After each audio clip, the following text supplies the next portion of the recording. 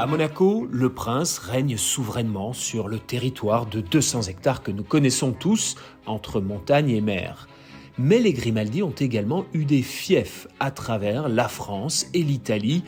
En 1956 déjà, la multitude de titres du prince de Monaco impressionnait le monde. Monaco, duchesse de Valentinois, marquise d'Ebbo, comtesse de Carladès. Une centaine de collectivités territoriales françaises et une trentaine d'italiennes sont réunies au sein d'une communauté née à Menton. Ce réseau a été lancé il y a 10 ans et n'a cessé de croître depuis. À l'occasion de ce 10e anniversaire, nous avons souhaité partir à la rencontre du vice-président de la Fédération des sites historiques Grimaldi de Monaco et directeur des archives du palais, Thomas Fouilleron.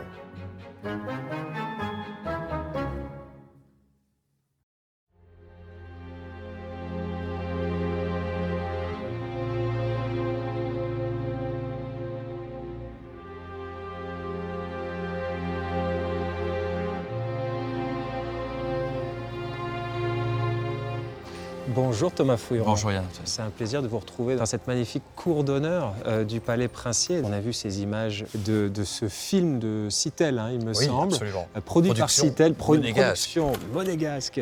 Citel repris par la MGM dans toutes les salles de cinéma américaines et puis Pathé en France. Et on voit ce qui fait rêver les Américains, c'est de voir que Grace Kelly est devenue non seulement princesse de Monaco, mais également duchesse de Valentinois, Marquise d'Ebbo, d'Ebbo, comtesse de Carladès, duchesse de Mazarin, absolument, oui. Ça, c'est étonnant, quand même, parce que personne ne se rend compte que le souverain monégasque et que le prince et la princesse de Monaco ont tous ces titres. Absolument, et c'est une histoire de la principauté que résument ces titres en quelque sorte, puisqu'ils ont été accordés en plusieurs strates, en plusieurs fois, par d'abord l'empereur Charles Quint, parce que Monaco a un intérêt stratégique majeur au XVIe siècle, dans le cadre des guerres d'Italie, et pour fidéliser le seigneur de Monaco, son alliance, il faut effectivement lui donner quelques gratifications de temps en temps.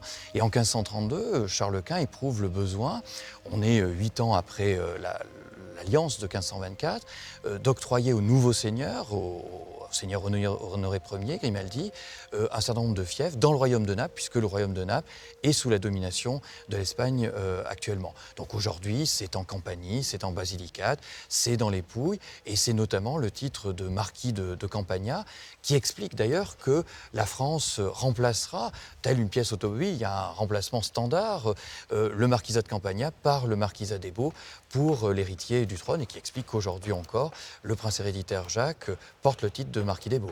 Vous parliez de pièces automobiles, le prince Régnier III, qui en 1953 a participé au Tour de France automobile. Il n'a pas voulu concourir en tant que prince de Monaco, donc il a utilisé un pseudo. Absolument, Louis Carladès.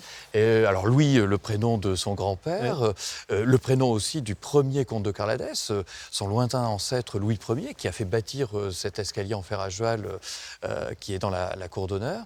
Et évidemment que ce lien avec le Carladès était peu connu à l'époque et pouvait confondre les journalistes. Il s'est engagé comme Louis Carladès, donc personne ne suspectait qu'il y avait le prince souverain de Monaco comme pilote d'une voiture qui devait faire cette compétition, ce rallye automobile en 1953. Et on dispose même, ce sont les archives audiovisuelles de Monaco, qui disposent d'un enregistrement sonore, parce que le prince Régnier a même accordé une interview radio sous le nom de Louis Carladès. On l'écoute. Nous avons auprès de nous M. Carladès, et il va tout d'abord nous dire comment il est venu au Tour de France automobile. Je suis venu au Tour de France absolument par un amateur, parce que j'aime beaucoup la voiture et que je conduis pas mal. On vient d'entendre Louis Carladès. Oui, alors on sent dans le dialogue entre le journaliste et le prince qu'ils ont du mal à assurer. Heureusement que c'est de la radio et pas de la télévision, parce qu'on voit bien que le journaliste et le prince lui-même a du mal. Il était blagueur, le prince Régnier, quand même. Oui. Il était blagueur. Un sens de l'humour, oui. Et après, finalement, le Tour de France du prince Régnier en 1953, c'est le prince Albert II qui a décidé d'entamer une forme de Tour de France à son tour, et d'Italie, des fiefs. Exactement. Des sites historiques, pardon, on dit plus fiefs. Oui, parce que le fief, ça sent un petit peu l'Ancien Régime, Ouais. même si la définition juridique est très, très claire et qu'il n'y a jamais de nostalgie, évidemment, dans les visites princières d'un Ancien Régime révolu. Il est toujours accueilli de façon républicaine, le préfet représentant l'État étant présent devant les élus, évidemment, de la République, qu'elle soit française ou italienne. Une leçon d'histoire en musique et en chanson, le rendez-vous de l'amitié Qu'un prince célébré ce héritier week-end. n'avait visité les Baux depuis Le déplacement 1642. du prince Albert II en Nouvelle-Aquitaine a visité des territoires jadis monégasques sur les terres du comté de Carladès. Saint-Lô et Monaco, sur la carte, 2 lieux opposés géographiquement. Plusieurs princes de Monaco ont aussi vécu dans ce territoire du Grand Est. Somme toute logique entre la population, son maire. Reliant deux mondes en apparence éloignés mais unis par une même histoire. L'idée, c'est d'aller voir tout le monde? Oui, alors c'est effectivement un Parce qu'il y périple. en a en France, il y en a quoi? 80? Alors, presque 100, tout dépend. Presque Si on, 100. ah oui, si on prend toutes les communes, quelle que soit leur taille, on a des collectivités de taille très différentes, des départements, comme le territoire de Belfort, qui adhèrent complètement. Maintenant, le département de la Manche, le département des Ardennes, de la Mayenne, parce que le nombre de communes appartenant à ces sites historiques avoisine parfois le tiers, la moitié du département. Donc, c'est vraiment une plus grande principauté. Donc, il y a un véritable Tour de France qui s'est engagé. Alors, en plusieurs étapes. En 1982, le prince avait été invité, il était marquis des Baux depuis sa naissance, titré par son père, le prince Régnier, qui avait souhaité maintenir cette tradition. Et en 1982, il reçoit officiellement, il est prince héréditaire à ce moment-là, les clés de la ville des Baux-de-Provence. Au cours de l'été 1982, pour la première fois, un prince de Monaco visite son marquisat, les Baux-de-Provence, et reçoit les clés de la ville. Le lendemain, la princesse Grace vient rejoindre son fils pour assister à la grande fête provençale donnée pour l'occasion. Et donc, on peut imaginer qu'il avait gardé un souvenir fort de cet héritage qu'il recueille, non seulement par son titre de prince héréditaire de Monaco, mais ces fiefs symbolisent en quelque sorte toute l'histoire de la dynastie et même le processus d'émergence de Monaco comme souveraineté à l'échelle de l'Europe, puisque c'est une question de puissance diplomatique qui fait qu'on accorde à Monaco, au prince de Monaco, des fiefs en compensation, en gratification de ce qu'apporte Monaco comme point d'appui à ces grandes puissances qui ont été l'Espagne d'abord, puis la France ensuite. Et finalement, on se rend compte que tout est lié. Le prince héréditaire Jacques tire son prénom de la dynastie des Matignon, Ouais. effectivement, puisque c'est un prénom qui est très porté. Il y a 4 Jacques de Matignon qui se succèdent au XVIe et XVIIe siècle, donc en quelques dizaines d'années. Et très certainement, le prince Albert II et la princesse Charlène ont voulu ancrer le prince héréditaire dans ses racines bretonnes et normandes. Et cette famille de Matignon, qui a été si importante pour les princes de Monaco, puisque en 1715, l'alliance entre Jacques IV de Matignon et Louis Hippolyte permet d'assurer la succession. Et alors qu'on entend les cloches du palais, il me semble que lors des cérémonies joyeuses ou au contraire les périodes de deuil ici en principauté, les cloches sonnent, retentissent à Matignon. C'est vrai, voilà, à Matignon en particulier, et dans d'autres fiefs, effectivement, qui vivent un petit peu à l'unisson des bonheurs et des périodes aussi douloureuses que traverse l'histoire de la principauté. C'est ça une grande famille finalement. C'est de ne pas se voir forcément très souvent, mais le prince assure justement un petit peu le lien par sa présence sur place. On peut aller voir quelques portraits d'ancêtres qui ont été particulièrement liés à ces sites historiques et qui ont porté ces titres de marquis des Baux, de comte de Carladès, de duc de Valentinois, de sire de Matignon. Le palais princier a une histoire chargée, aussi bien avec la France qu'avec l'Italie. Entre Monaco et Dolceacoa, par exemple, c'est une vieille histoire qui remonte au Moyen-Âge.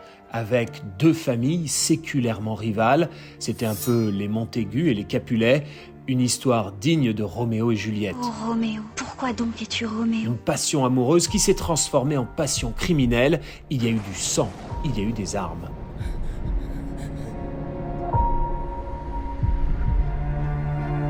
Le 2 famiglie, i Doria di Dolceacqua e i Grimaldi di Monaco, che erano sempre in battaglia, creava questo un problema il trasporto delle merci al nord dell'Europa su questo passaggio. Quindi le grandi famiglie europee misero fine a questa guerra facendo sposare Francesca Grimaldi a Luca Doria, signore d'Olciacqua. Da qui nasce un bellissimo rapporto di amicizia, di collaborazione tra le famiglie, fino a quando Francesca muore insieme a Luca e rimane come signore del paese Bartolomeo Doria, che avendo studiato con lo zio Andrea Doria, che è il grande ammiraglio, il grande conquistatore, si lascia convincere di voler conquistare Monaco. Quindi con uno stratagemma va a palazzo, uccide lo zio Luciano, non riesce però a finire la rivolta e quindi scappa, e il fratello di Luciano decide quindi di venire ad Olciacqua e di obbligare l'allora sindaco del paese a firmare una carta di fedeltà alla famiglia Grimaldi, ed era il 3 novembre 1523. Et 500 ans plus tard, en 2023, la hache de guerre était définitivement enterrée avec le jumelage entre Monaco et Dolciacqua.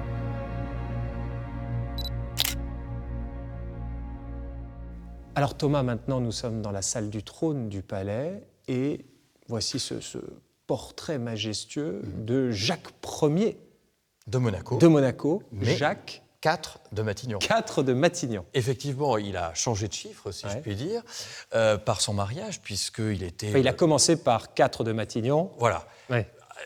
Ascendant, donc en devenant évidemment prince souverain de Monaco. Alors, il ne l'est pas encore lorsque ce portrait est fait par Nicolas de Largillière, mais vous voyez qu'il porte déjà le manteau bleu doublé d'hermine des ducs et pairs de France. Donc, c'est après son mariage. Cette alliance lui permet à sa famille d'accéder au plus haut rang de la noblesse française, qui est le titre ducal, puisque les Matignon aspiraient à cette évolution, à cette ascension. Donc, il était sire de Matignon. Et grâce au mariage avec Louis-Hippolyte, absolument, il devient Grimaldi, duc de Valentinois. Il devient duc de Valentinois. Et pair de France, donc il accède au Parlement de Paris, il siège au Parlement de Paris. Les Matignon avaient hérité d'un duché, le duché d'Estouteville en Normandie, mais du fait d'une règle successorale, ils avaient hérité des terres, mais ils n'avaient pas pu hériter du titre de duc. Et donc, le père de Jacques IV de Matignon, Jacques III, voit dans le mariage de son fils avec la princesse Louise-Hippolyte de Monaco, donc qui est héritière de tous les titres qui appartenaient déjà au prince de Monaco, évidemment une occasion de s'élever.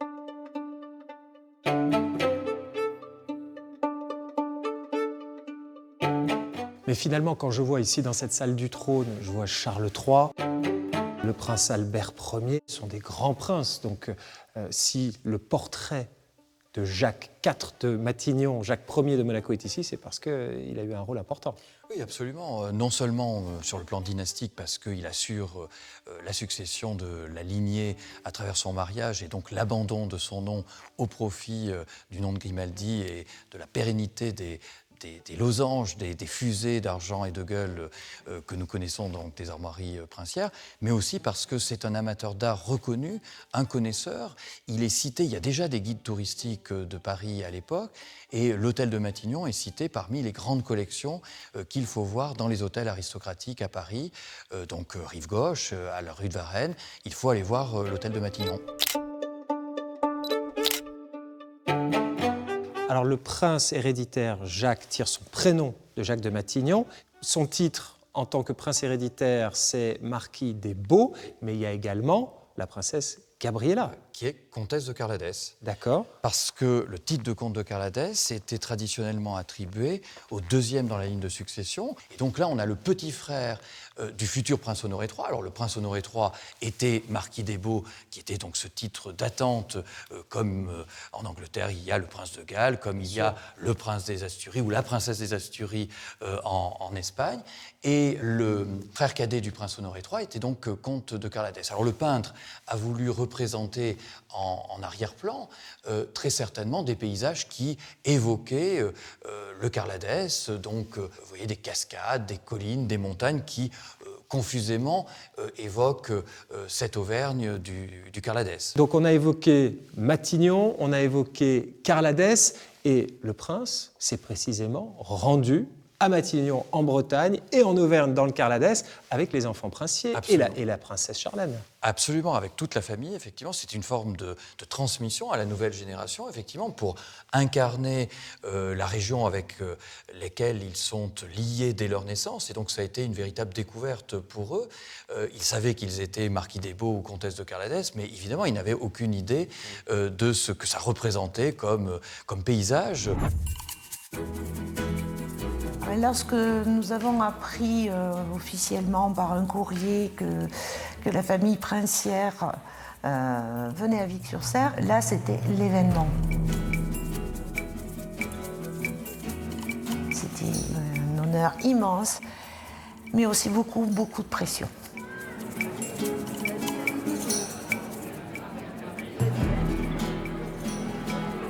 À 11h, tout était prêt. Les enfants prêts à offrir les bouquets de fleurs, les groupes folkloriques prêts à jouer. Mais en ce qui me concerne, la pression est à son maximum.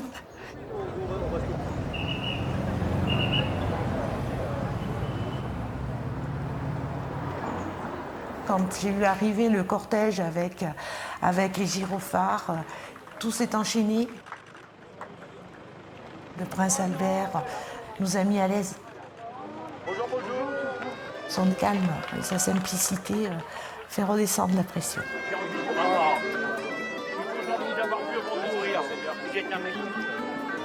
Pour nous, c'est un grand moment. Excusez-moi. Je suis extrêmement émue. Donc, et nous sommes ravis, bien sûr. Et les Vicois le sont. Ça restera un grand souvenir. Ça, c'est pour le Carladès, mais la famille princière s'est également rendue à Matignon.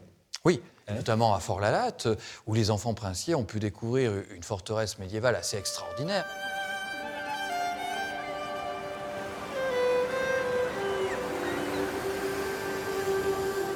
Fort-la-Latte, c'est un des lieux les plus emblématiques de la Bretagne.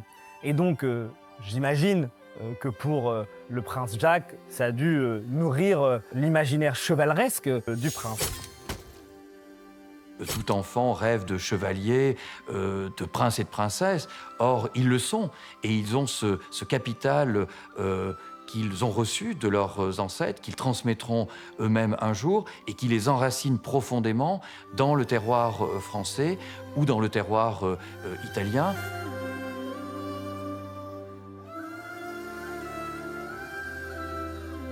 C'est vraiment utile pour les enfants princiers. C'est comme ça qu'ils apprennent sur le terrain l'histoire de leur famille. On peut imaginer que le prince et la princesse ont voulu, par leurs enfants, leur offrir une leçon d'histoire grandeur nature, en quelque sorte, à ciel ouvert, en leur montrant ces territoires, leur réalité aujourd'hui, mais aussi les vestiges qu'on y trouve, puisque à Vic-sur-Cère, il y a une maison des princes de Monaco qui porte toujours ce nom, donc qui est une forme d'attraction touristique. Donc l'histoire, évidemment, s'incarne dans la vie des générations qui se suivent, et puis dans la pérennité des bâtiments, des monuments qui symbolisent cette histoire.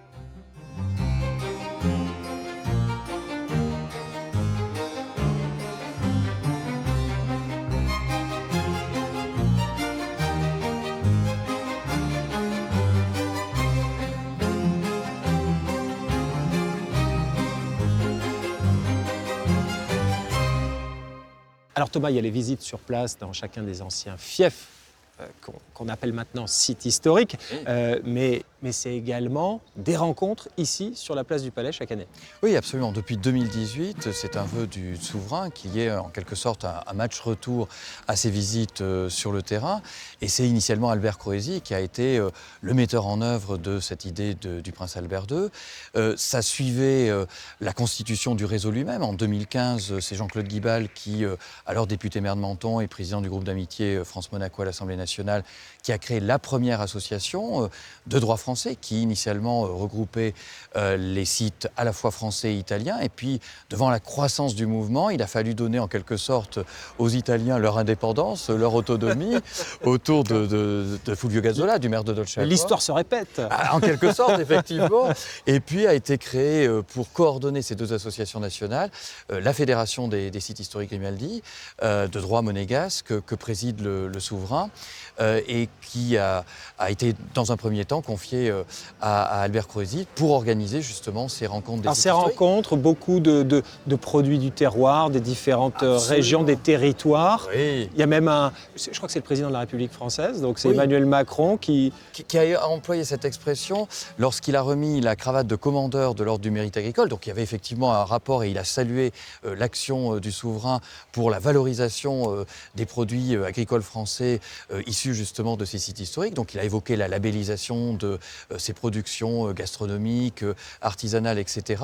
Et il a parlé de ces rencontres comme un salon de l'agriculture en miniature, évidemment à l'échelle de la principauté. On n'est pas porte de Versailles. Non, et on n'est pas pour le son et lumière qui est projeté sur la façade du palais le samedi soir, on n'est pas non plus au Puy du Fou. Voilà. Donc, mais il peut y avoir évidemment quelques allusions à ces grands modèles. Quelle est l'idée finalement de ces sites historiques? C'est quoi? C'est un réseau diplomatique? C'est un peu un soft power, toute proportion gardée. Certains diraient peut-être un petit Commonwealth, mais il y a en tout cas effectivement cette idée tout simplement peut-être pédagogique, parce qu'ils sont à eux seuls un résumé de l'histoire de Monaco. Ils existent parce que Monaco a une place particulière dans l'histoire de l'Europe et que Monaco a tiré son épingle du jeu par un jeu d'alliance. Les princes de Monaco ont toujours eu une science de l'alliance, une préscience même peut-être, une intuition de la bonne alliance qui a fait que leur petit territoire a émergé comme souveraineté reconnue par les grandes puissances européennes et aujourd'hui membre de l'ONU.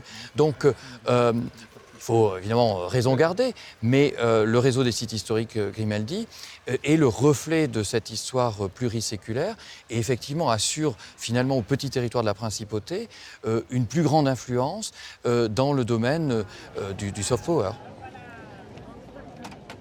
Et au fond, quand on y réfléchit bien, Monaco est au centre d'une communauté de territoire qui est là pour continuer à faire perdurer la mémoire et l'histoire, mais surtout porter des ambitions, des projets concrets pour les habitants.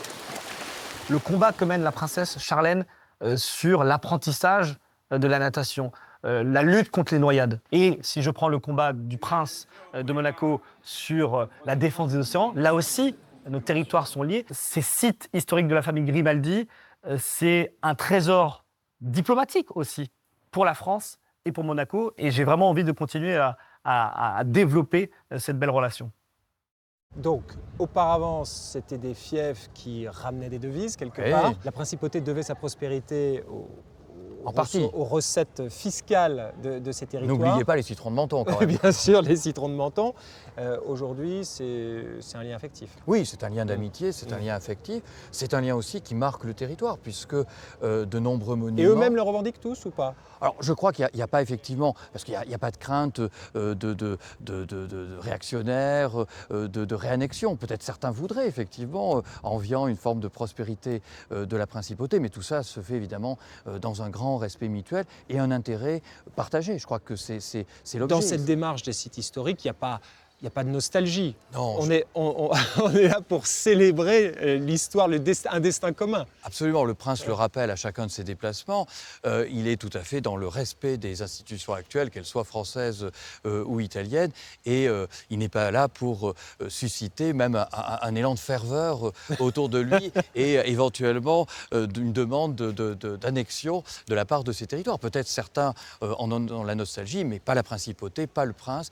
On est dans l'amitié et on est dans l'intérêt réciproque, de la valorisation réciproque d'un patrimoine partagé. On célèbre cette année les 10 ans des sites historiques Grimaldi de Monaco, une sorte de petit Commonwealth monégasque qui se construit petit à petit, mais avec beaucoup de ferveur et qui permet à la principauté de rayonner au-delà de son territoire. Colette disait que Monaco est un pays dont les frontières sont faites de fleurs. Grâce aux sites historiques, Monaco élargit donc ses frontières des lauriers roses de Sicile au massif de Géranium de Bretagne.